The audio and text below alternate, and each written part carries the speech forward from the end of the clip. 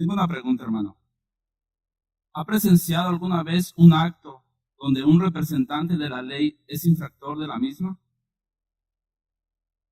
¿Y cuál es su sentimiento? Frustración. ¿Qué pensamos, hermano, cuando vemos a alguien actuar de esta forma? Quisiéramos como en el momento hacer justicia, ¿no? Por nuestra propia cuenta. Y desearíamos ver en ellos un ejemplo a seguir.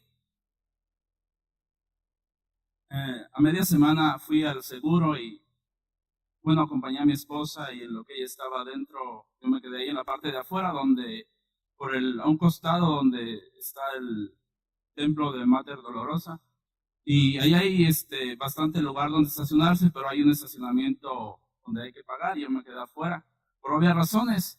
Y ahí estuve cotorreando un poco con los que lavan carros y fue un tiempo, creo que interesante, pude compartir un poco la palabra, pero al final, ya casi, creo que ya iba a salir mi esposa, ya venía por ahí en camino, y me llamó la atención, hay un estacionamiento, ya le dije que hay un estacionamiento ahí, está más cerca de Nocupétaro que de Madero, y esa calle es sentido contrario, pero, salió una camioneta de ahí, a todo lo que daba. Bueno, yo creo que exagero porque yo creo que podía correr más, pero bastante recio, pero no hacia allá, hacia acá en sentido contrario.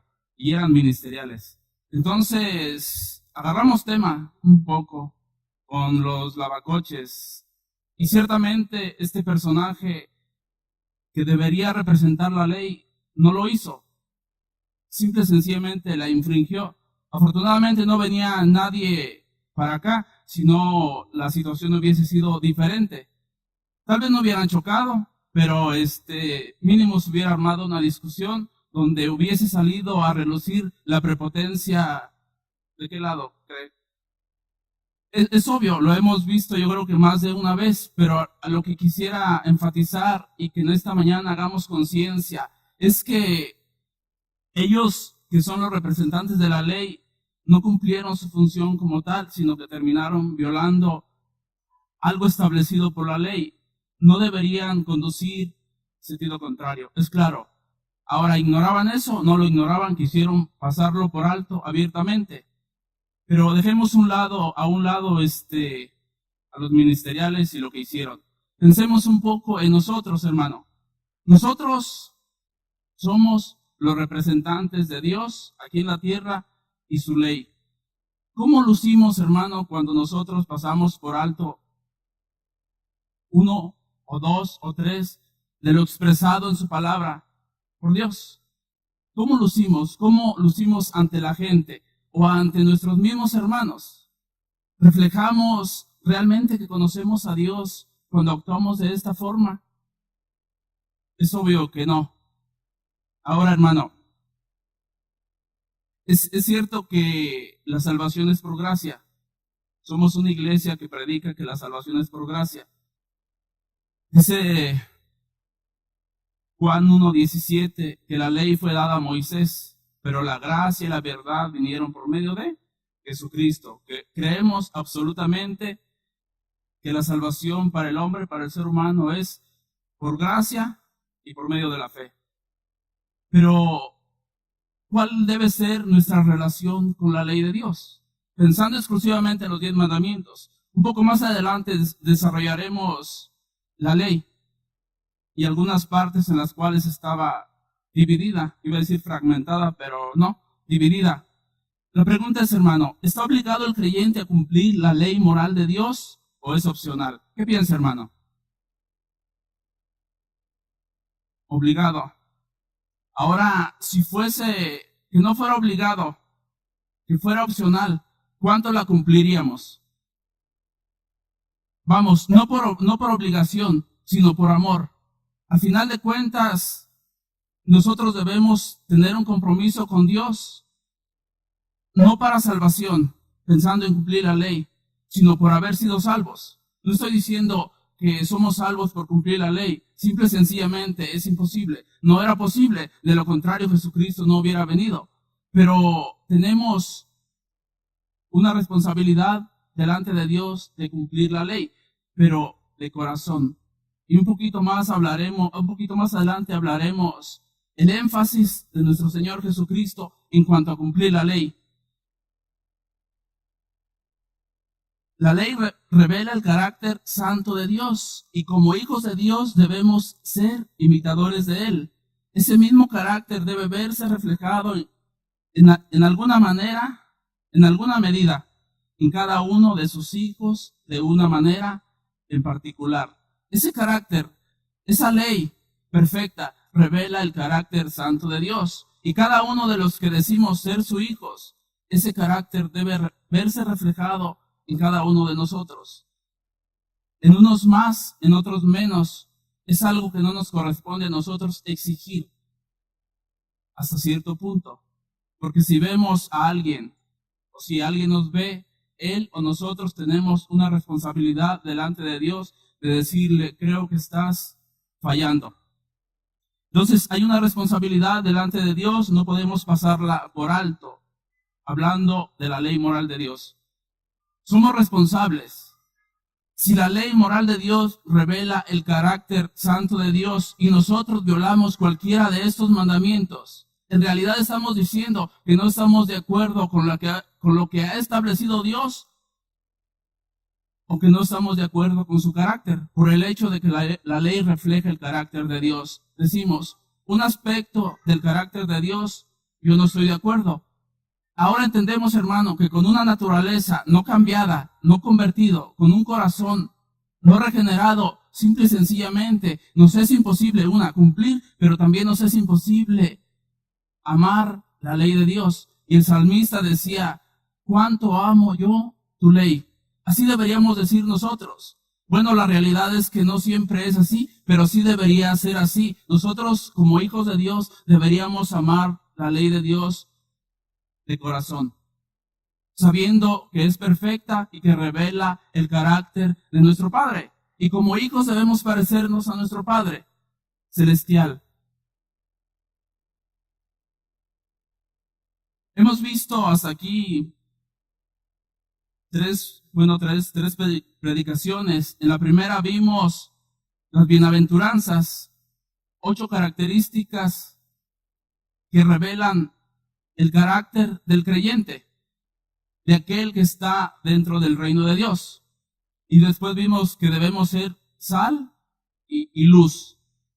Para poder ser sal y luz debemos tener estas cualidades en alguna medida. También lo dije la otra vez que me tocó compartir. No podemos exigir un nivel. Tú debes hacer lo que yo hago. Eso es legalismo, querer que los demás hagan lo que yo hago. Pero sí, estas son un todo, las 8 características, y deben verse reflejadas en cada uno de nosotros, en alguna medida. Y esto nos permitirá cumplir con la otra porción que dice que debemos ser sal y luz. Ahora vamos a leer la porción en la cual nos vamos a centrar.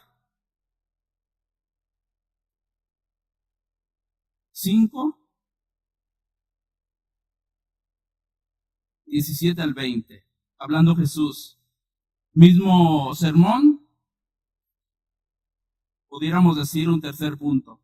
No penséis que he venido para abrogar la ley o los profetas. No he venido para abrogar, sino para cumplir. Porque de cierto os digo que hasta que pase el cielo y la tierra, ni una jota, ni una tilde pasará de la ley hasta que todo se haya cumplido. De manera que cualquiera que quebrante uno de estos mandamientos muy pequeños, y así enseña a los hombres, muy pequeño será llamado en el reino de los cielos. Mas cualquiera que los haga y los enseñe, este será llamado grande en el reino de los cielos. Porque os digo que si vuestra justicia no fuere mayor que la de los escribas y fariseos, no entraréis en el reino de los cielos. Ese es el estándar de Dios. ¿Podemos discutirlo? Obviamente no. Son las exigencias de Dios. El Sermón del Monte presenta las demandas últimas y absolutas, dirigido a pecadores a quienes se les ha perdonado en base a la misericordia y gracia de Dios por medio de la fe. a un grupo específico. Dentro de ese grupo, creo que nosotros formamos parte, entonces es para nosotros. El tema de las enseñanzas de Jesús era y es el reino de los cielos, cómo entrar, cómo vivir y cómo servir. 3 aspectos importantes del reino de los cielos, de igual manera para usted y para mí. El reino de los cielos es el entorno en el que se reconoce el gobierno de Dios, allí donde los hombres se someten a Dios voluntariamente. El Sermón del Monte desafió al orgullo de los líderes religiosos legalistas de ese entonces. Era un llamado a regresar al mensaje de los profetas del Antiguo Testamento. Jesús enseñó que la obediencia de corazón es más importante que la obediencia externa. Ese es el énfasis. Había un orgullo sin razón de ser, pensando en los líderes religiosos, pensando que podían cumplir las demandas de Dios. No solo eso, sino que exigían que los demás los cumplieran. Pero un poquito más adelante veremos cómo actuó Jesús para con ellos. Entonces, pensando exclusivamente en el 5:17, no penséis que he venido para abrogar la ley o los profetas. Dice, no he venido para abrogar, sino para cumplir. La enseñanza de Jesús muestra un total acuerdo con la enseñanza del Antiguo Testamento, pensando en la ley. Y también marca un contraste, un absoluto contraste en contra de las enseñanzas de los líderes religiosos. ¿Por qué? Porque ellos querían que los demás las cumplieran, pero ellos no las cumplían. Y dice Jesús, ustedes ponen cargas pesadas en los demás, pero ustedes no las tocan ni con un dedo. Entonces, hermano, simple y sencillamente, es fácil poner cargas en mi hermano, en mi esposa o aún en mis hijos.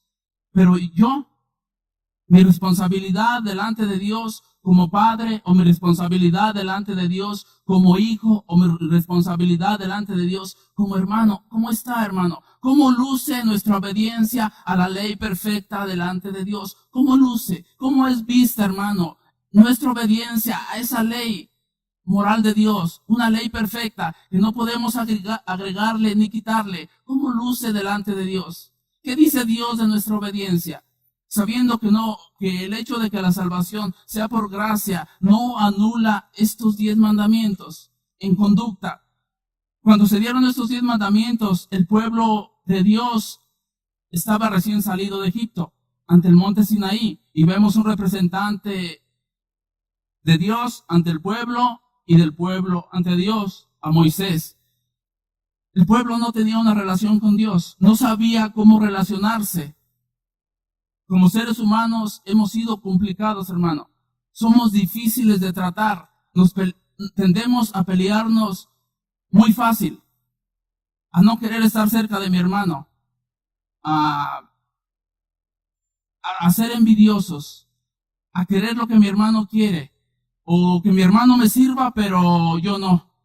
Entonces, Dios establece términos en los cuales el pueblo debería regirse. Principalmente había una relación con Él. ¿Cómo podía relacionarse el pueblo de Dios con Dios? Sabiendo que todo este tiempo, 400 años en Egipto, ellos no conocían las normas de Dios. No sé si habían escuchado del Dios al cual clamaron que fueran liberados, pero no sabían cómo relacionarse. Y Dios aquí en el monte Sinaí establece cómo se iba a relacionar su pueblo con Él. Marca cada uno de los parámetros, cómo podía acercarse un pueblo que fallaba, que ofendía, que pecaba, a un Dios todo lo contrario. El pueblo todo tenía menos santo. Entonces no podía acercarse a Dios. Y Dios establece los términos en los cuales se iba a acercar. Y aquí es donde surgen los 10 mandamientos. Aquí es donde surge el carácter de Dios que su pueblo desconocía. Aquí vemos a Dios obrando, estableciendo los límites en los cuales su pueblo se podía regir para con Dios. Pero no solo para con Dios, sino para entre ellos mismos. La ley moral es para el cristiano una ley de libertad, muchas de las veces lo vemos como una camisa de fuerza. La ley moral de Dios para nosotros es simple y sencillamente libertad cuando la cumplimos. No estoy hablando de salvación.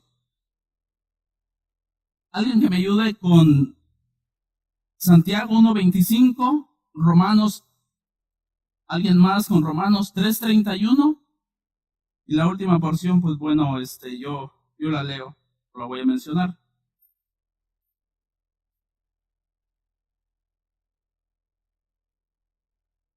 Gracias, Abel. Entonces ahí menciona que es la ley de la libertad. Dice, ¿será bienaventurado o doblemente feliz? Sí, la cumple.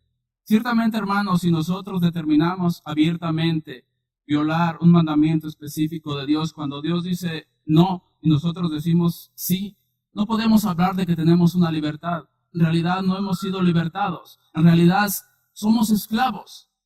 Y no estoy diciendo que no seamos salvos, pero volvemos a ser esclavos de la ley, de las demandas de la ley, cuando lo hacemos de una manera voluntaria, sabiendo que Dios es claro y dice no. Y nosotros decimos sí, no hay tal libertad. Dice, sois bienaventurados si la cumplen. ¿Quién tiene Romanos 3:31?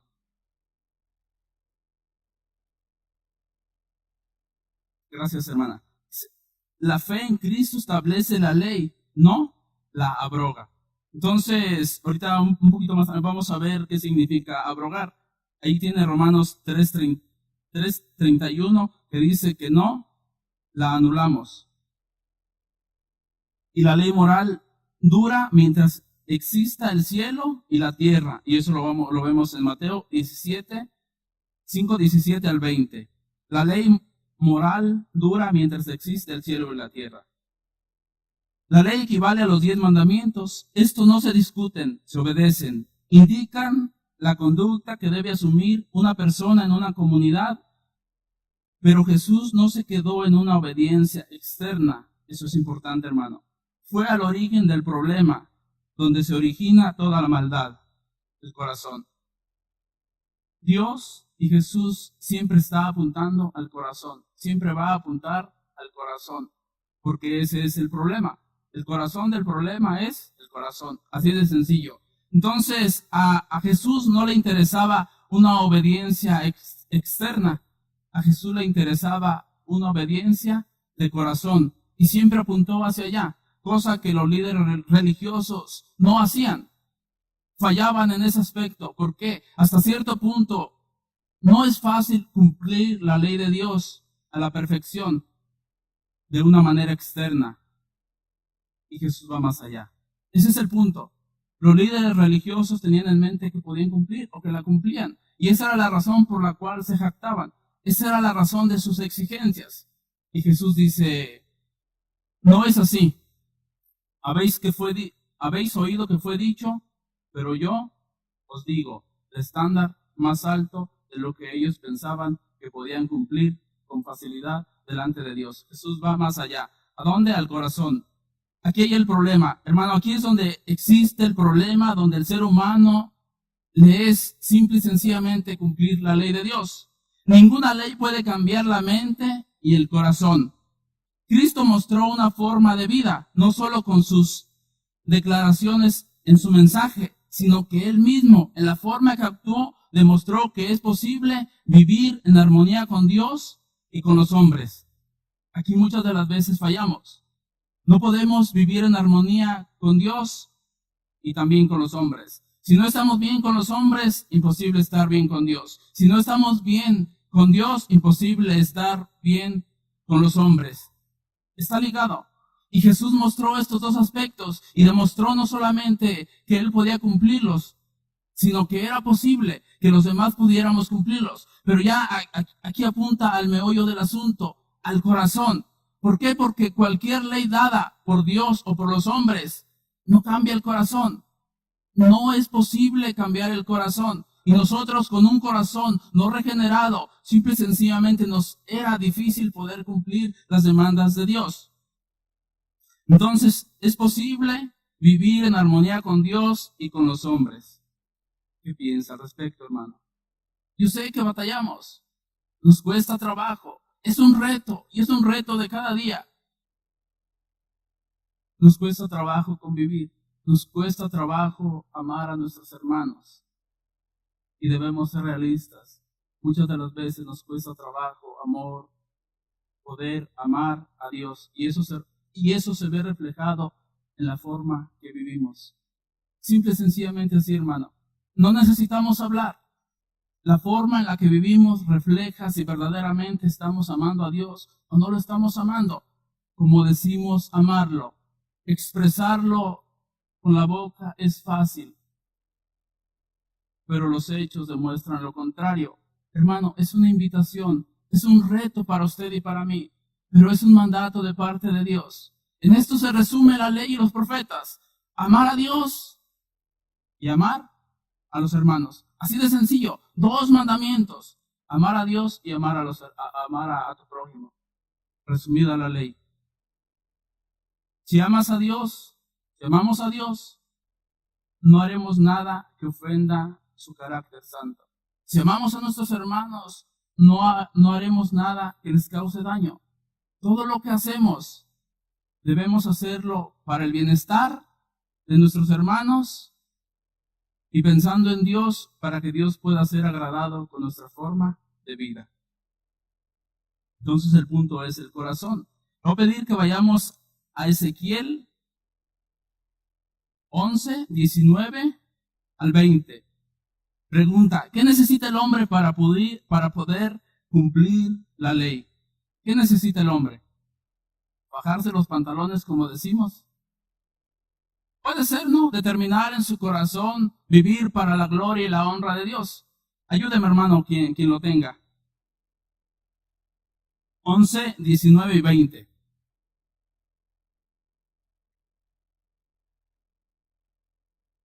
Gracias, hermana.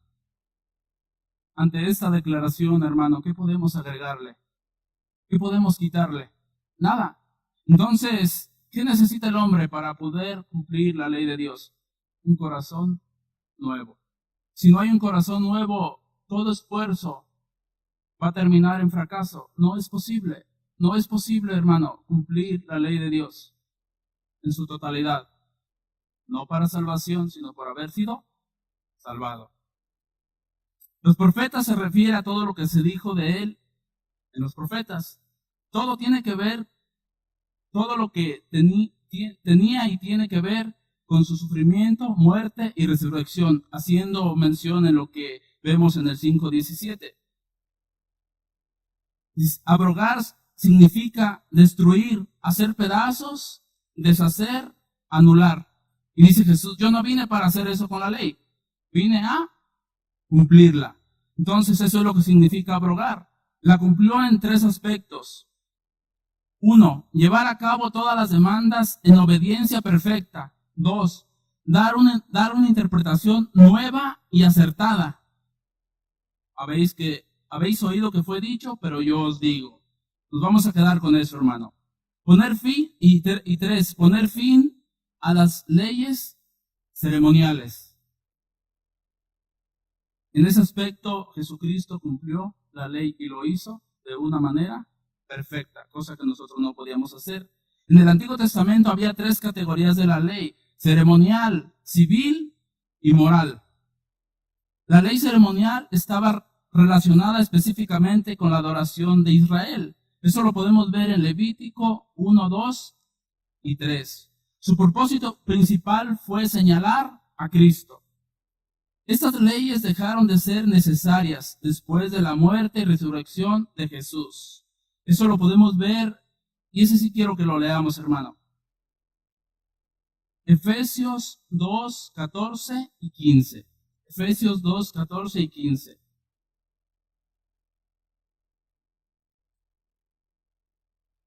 Dice de la siguiente manera: porque Él es nuestra paz, que de ambos pueblos hizo uno, derribando la pared intermedia de separación.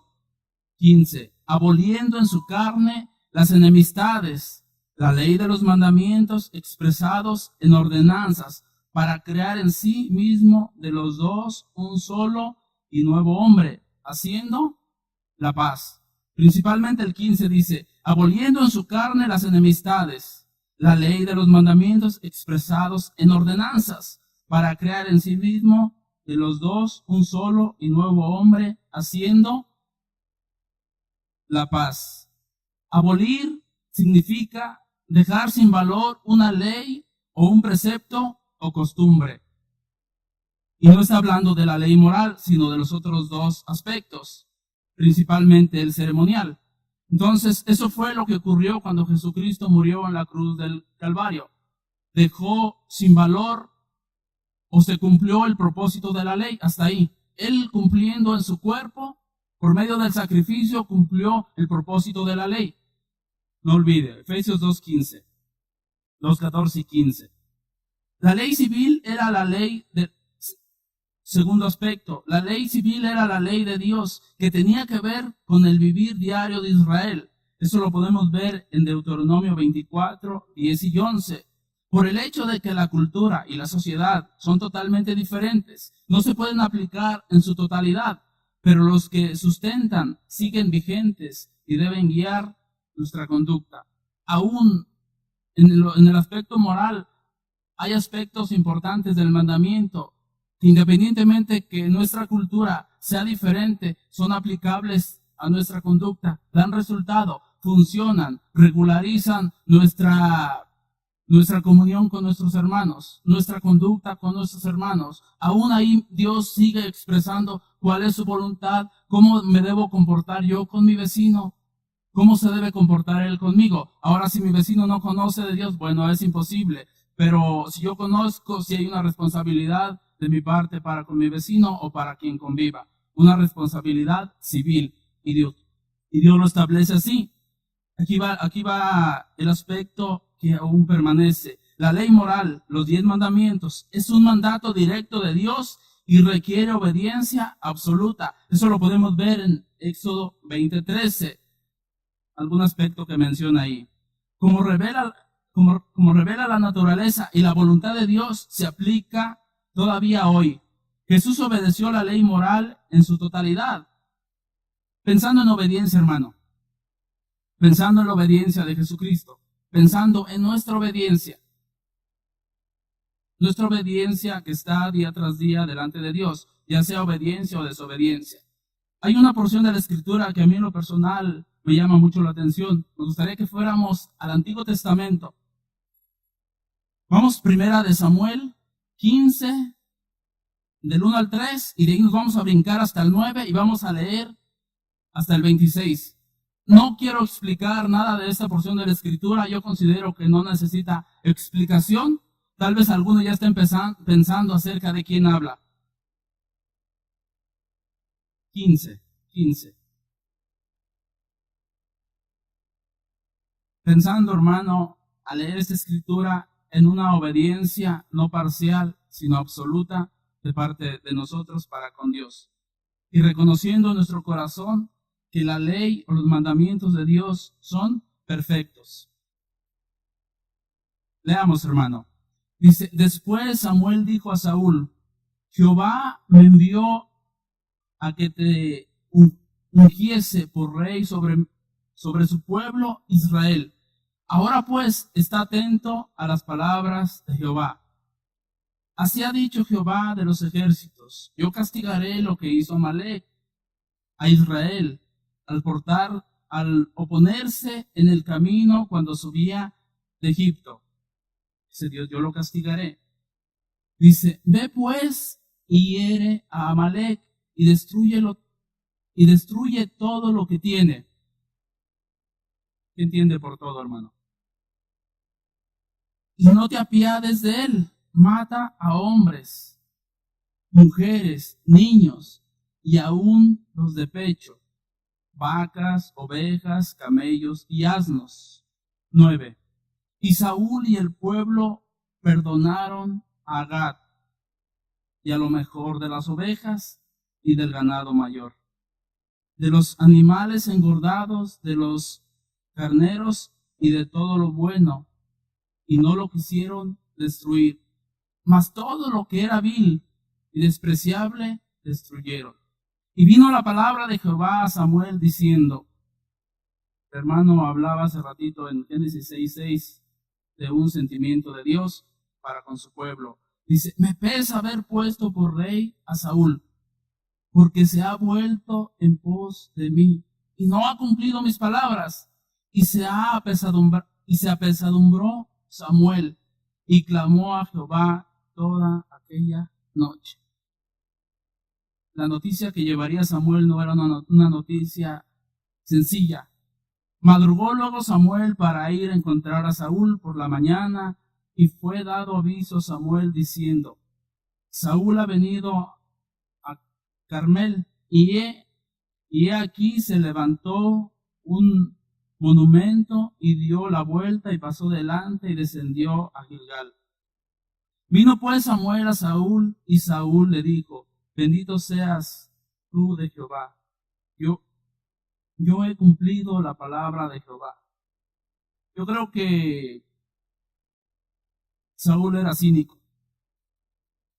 De verdad, hermano, porque yo creo que no hay otra respuesta ante tal actitud, ante tal soberbia, delante de Samuel, pero principalmente delante de Dios. Dice, y Samuel entonces dijo, pues qué bolido de ovejas y bramido de vacas es este que yo oigo con mis oídos. Deberían estar muertas. Y estaban bramando. Dice, Samuel entonces dijo, pues qué bolido de ovejas y bramido de vacas es este que yo oigo con mis oídos. Y Saúl respondió, de Amalec los han traído. Pues sí. Porque el pueblo perdonó lo mejor de las ovejas y de las vacas para sacrificarlas a Jehová tu Dios, pero lo demás lo destruimos. Tenía pensado agradar a Dios por medio de un sacrificio, con desobediencia de por medio. Entonces dijo Samuel a Saúl, déjame declararte lo que Jehová me ha dicho esta noche. Y él respondió, di. Y dijo Samuel, aunque eras pequeño en tus propios ojos, no has sido hecho jefe de las tribus de Israel, y Jehová te ha ungido por rey sobre Israel. Y Jehová te envió en misión y dijo, ve, destruye a los pecadores de Amalec y ya hazles guerra hasta que los acabes. ¿Por qué pues no has oído la voz de Jehová, sino que vuelto al botín has hecho lo malo ante los ojos de Jehová? Tremendas palabras, hermano. Y Saúl respondió a Samuel, antes bien, he obedecido la voz de Jehová, sigue necio. Y fue a la misión que Jehová me envió, y he traído a Gad, rey de Amalec. ¿Quién lo dijo que lo trajera? Nadie. Y he destruido a los amalecitas. Mas el pueblo tomó del botín ovejas y vacas, las primicias del anatema, para ofrecer sacrificio a Jehová, tu Dios, en Gilgal. Y Samuel dijo, se complace Jehová tanto en los holocaustos y víctimas, como en que se obedezca la palabra de Jehová. Ciertamente el obedecer es mejor que los sacrificios, y el prestar atención que la grosura de los carneros. Porque como pecado de adivinación es la rebelión, y como ídolos e idolatría la obstinación. Por cuanto tú desechaste la palabra de Jehová, él también te ha desechado, para que no seas rey. Entonces Saúl dijo a Samuel, yo he pecado, pues he quebrantado el mandamiento de Jehová y tus palabras, porque temí y consentí la voz de ellos. Temí al pueblo y consentí la voz de ellos. Perdona pues ahora mi pecado y vuelve conmigo para que adore a Jehová. Y Samuel respondió a Saúl, no volveré contigo, porque desechaste la palabra de Jehová, y Jehová te ha desechado para que no seas rey sobre Israel. Y volviéndose Samuel para irse, él se asió de la punta de su manto, y se rasgó. Entonces Samuel le dijo, Jehová ha rasgado hoy de ti el reino de Israel. y lo ha dado a un prójimo tuyo mejor que tú.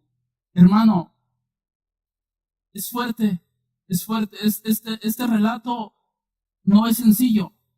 No era sencillo para Samuel y no fue sencillo para Saúl. Tardó en reconocer su pecado delante de Dios, lo negó hasta que quiso, hasta que no hubo ninguna otra oportunidad. Después reconoció su pecado. Había una oportunidad para Saúl, no había una oportunidad. ¿Por qué, hermano? Dios fue específico con Saúl. Dios fue específico.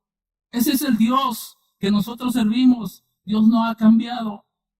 Gracias a Dios por su Hijo Jesucristo. Gracias a Dios porque no tenemos que obedecer la ley para salvación, pero sí después de haber sido salvados. Hermano, nuestra vida está delante de un Dios 3 veces santo. ¿Qué parte nos es imposible entender que es necesario que vivamos vidas íntegras en todo sentido? ¿Por qué, hermano? Porque Dios nos ha dado un corazón nuevo y ha puesto su Espíritu en nosotros. ¿Es posible cumplir la ley de Dios? Sí es posible. Hermano, al relatar esta porción de la Escritura, es necesario que nosotros reflexionemos en nuestro corazón cómo estamos viviendo delante de Dios. Cuando Dios tiene mandamientos específicos, Dios es un Dios justo y nos dice a usted y a mí cómo quiere que vivamos. ¿Qué parte de lo expresado en esta porción de la Escritura Saúl no entendió? El mandamiento era claro. Desecha todo, mata todo, no perdones. Aún los niños de pecho, dice, mátalos. Vemos a un Saúl obstinado, dice, delante de Dios. No quiso cumplir un mandamiento específico. No quiso cumplir. Hermano, en nuestra obediencia delante de Dios, ¿cómo estamos? Cada uno de los mandamientos no lo leído aquí en Saúl, sino lo expresado en el monte Sinaí. Esa es la voluntad perfecta de Dios para usted y para mí. Hermano, ¿cómo andamos? ¿Cómo andamos cada día en esa obediencia? ¿Cuánto fallamos a Dios? Pensando en los fariseos, ante quien se estaba presentando ese mensaje, algunos en el grupo eran expertos en decir a los demás lo que debían hacer, pero pasaban por alto lo más importante de la ley de Dios. Enseñar sin aplicar resulta fácil, pero esta conducta fue reprendida por Jesús. Jesús enfatizó que era más importante obedecerla que explicarla.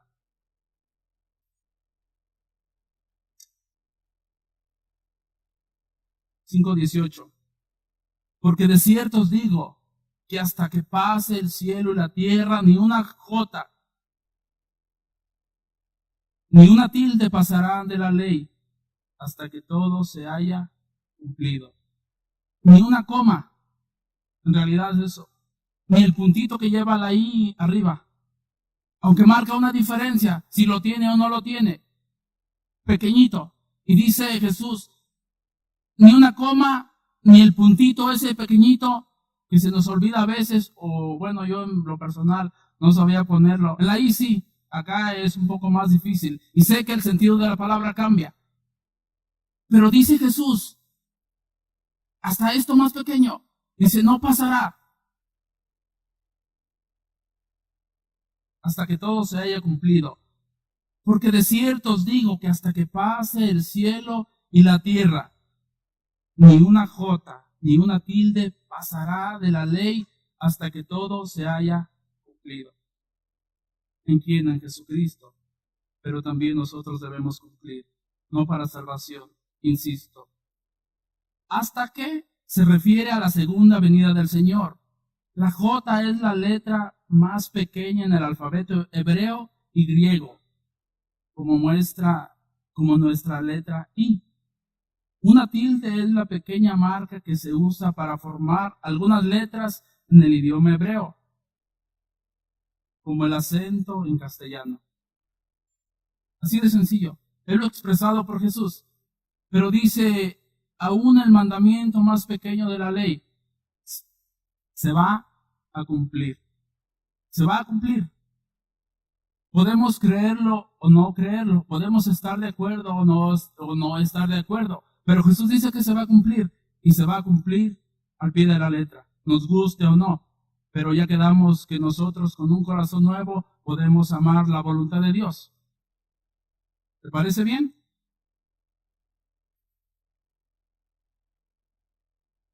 (5:19) De manera que cualquiera que quebrante uno de estos mandamientos muy pequeños, así enseña a los hombres, muy pequeño será llamado en el reino de los cielos, mas cualquiera que los haga y los enseñe, este será llamado grande en el reino de los cielos.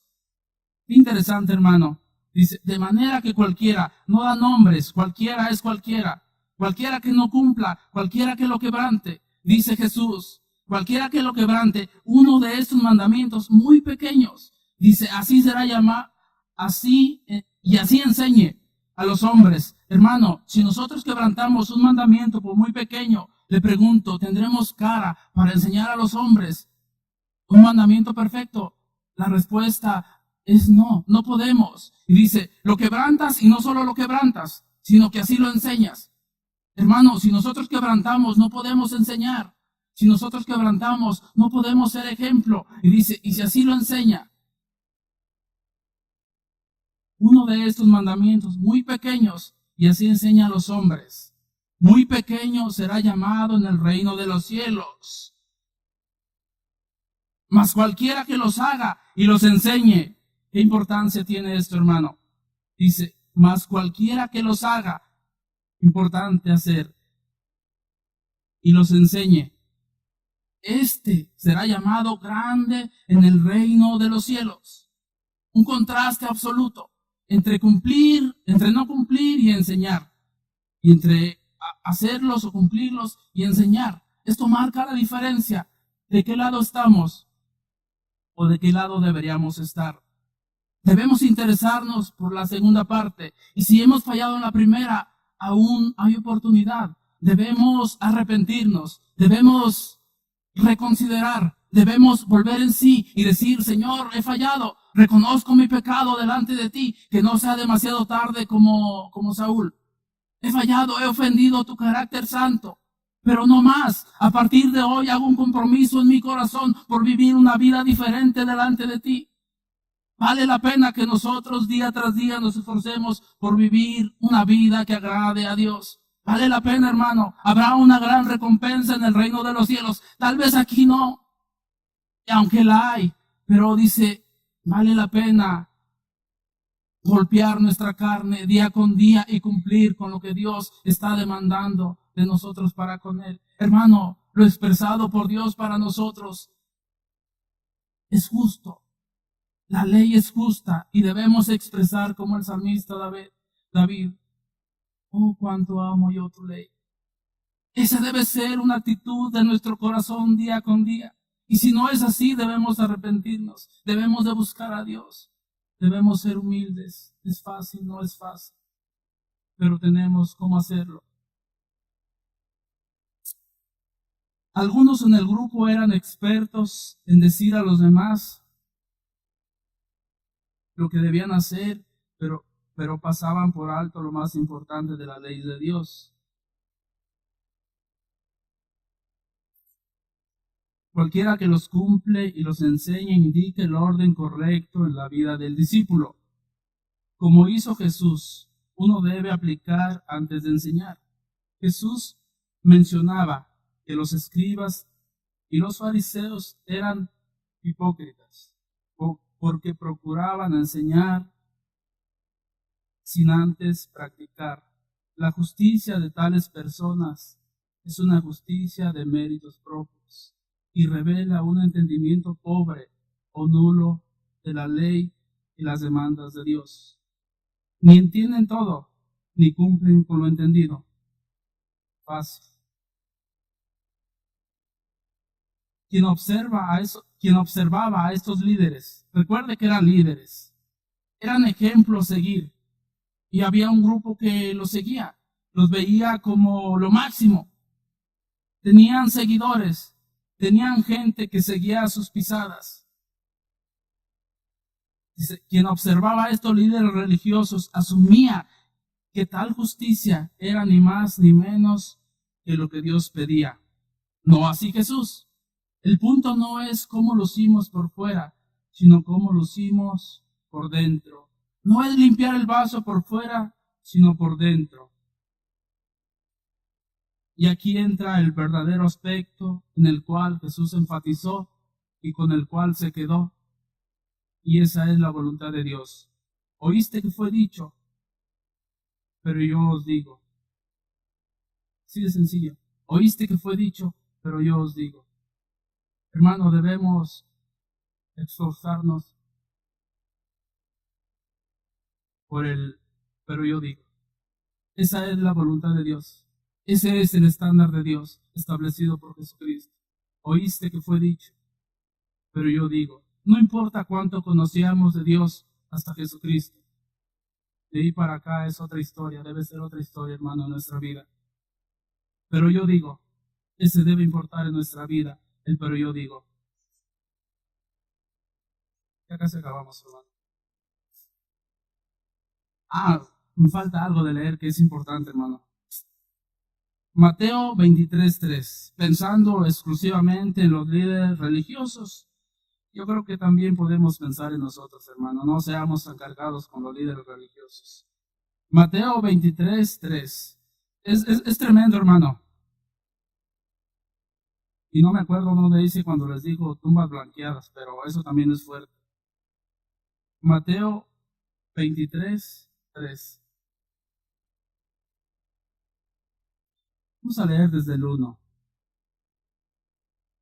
Dice, entonces habló Jesús a la gente y a sus discípulos, dos grupos ahí, diciendo, en la cátedra de Moisés se sientan los escribas y los fariseos. Interesante. Dice, así que todo lo que os digan que guardéis, guardadlo y hacedlo, mas no hagáis conforme a sus obras, porque dicen y no hacen. Imagínense. ¿Había escribas y fariseos cuando se dijo esto? Yo creo que sí. ¿Se ganó el odio Jesús? Sí. ¿Le importó? No. ¿Por qué? Porque había una conducta que debería señalarse. Hermano, si nosotros cumplimos con lo establecido por Dios, debemos ir en contra de la corriente de este mundo. Le pregunto, ¿nos amará el mundo? Ahora, si somos camaleonescos, no marcamos una diferencia. Un parecido no físico, pero en conducta sí. El mundo yo creo que es cristiano, pero es llevadero, no es no es religioso, no es extremista. Nos ganamos, nuestra conducta puede ganarse el aplauso de los hombres, pero no de Dios. Hermano, ¿qué preferimos? El aplauso de los hombres. Es cristiano, pero puede pistear. Es verdad, hermano. Es real.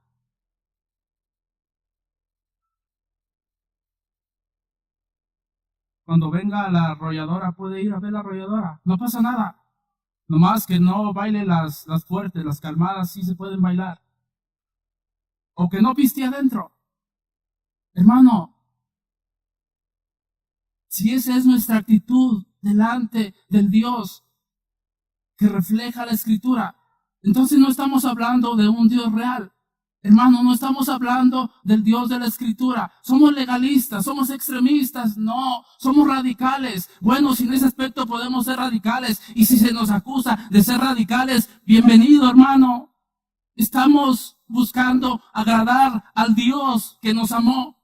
Y ese amor llevó a entregar a su Hijo Jesucristo por usted y por mí. ¿Vale la pena que vivamos así delante de Dios? Yo digo sí, hermano. La Escritura dice sí. Tenemos ejemplos, multitud de ejemplos de hombres que decidieron morir antes que negar a Dios, antes que negar su conducta y vivir para agradar a Dios. ¿Y nosotros por qué no podemos?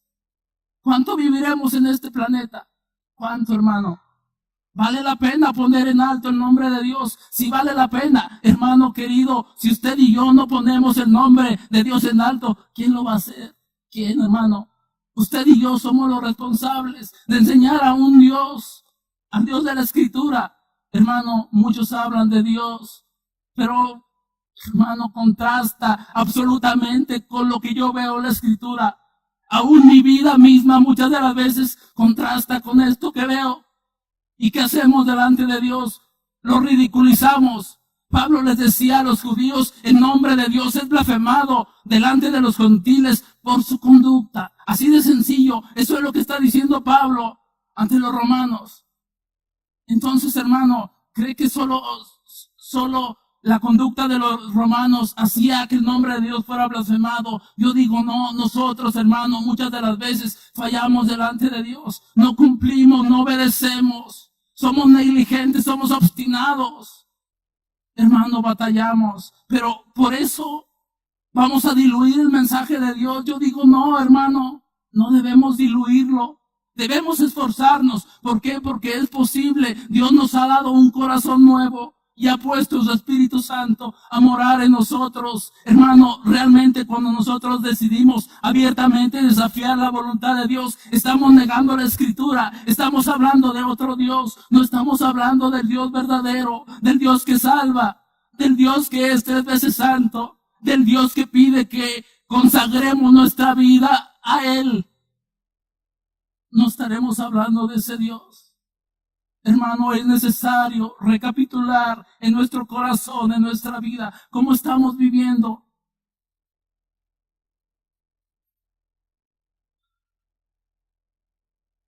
Yo he fallado a Dios y me duele en mi corazón. Yo he permitido que el nombre de mi Dios sea blasfemado, pero también he determinado en mi corazón hacer una pausa y ver hacia atrás y decir, Señor, realmente sin ti no puedo. Hermano, sin Dios, sin la ayuda de Dios, sin la dependencia de Dios, simplemente es imposible. Hermano querido, no debemos engañarnos, no debemos hacerlo. ¿Por qué, hermano? Yo no creo que la salvación se pierde, pero si nuestra conducta es tal y no refleja el carácter santo de Dios y en todo momento está contradiciendo la Escritura, debemos analizar nuestro corazón si realmente ha habido una conversión o no. Hermano querido, si no ha habido una conversión, no hay perdón de pecados. Hay un destino eterno. Hay un destino eterno. Hermano, tu alma y mi alma es importante delante de Dios. No podemos jugar al cristiano. No podemos hacerlo, no debemos hacerlo. El carácter de Dios no lo permite. La Escritura no lo permite. La ley de Dios no lo permite. Nosotros, ¿por qué sí? ¿Por qué diluimos el mandamiento de Dios? ¿Por qué jugamos? Hermano, analicemos nuestro corazón delante de Dios. Y si hoy determinamos en nuestro corazón que hemos fallado, podemos arrepentirnos y volvernos a Dios. Saúl lo hizo demasiado tarde. Saúl abiertamente desobedeció a Dios. Tuvo en poco el mandamiento de Dios. Tuvo en poco las palabras de Samuel. Y tuvo en poco el carácter de Dios. Y pagó las consecuencias. Aunque se arrepintió con lágrimas, no hubo una oportunidad más para Saúl. Hermano querido, habrá una oportunidad para ti y para mí hoy. Hermano, no podemos jugar con la ley de Dios.